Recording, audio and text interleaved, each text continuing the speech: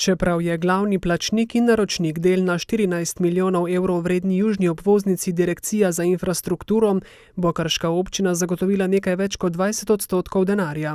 Ker namreč te odstotki so odvisni glede na to, ali gre za celotno obvoznico ali sem za ta del z mostom, ampak po sporazumu med Direkcijo Republike Slovenije za infrastrukturo in občino je občinski delež 27%.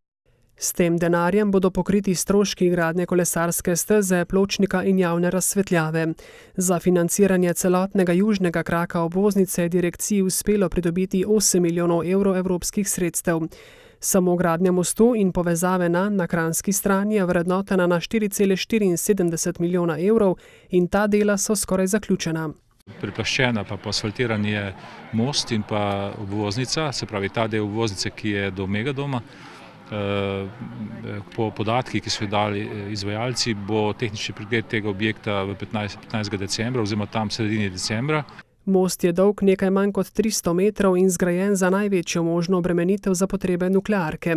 Temeljite obnove je bil deležen še kilometrski krak obvoznice pri Vipapu, ki je še zaprt za promet. Seveda je potrebno tudi, da se sprosti tudi obvoznica ob tovarni Vipap, ki je sedaj tudi v zaključni fazi pred asfaltiranjem. Upam, da bo vreme še zdržalo, da se to tudi naredi nekje do sredine decembra.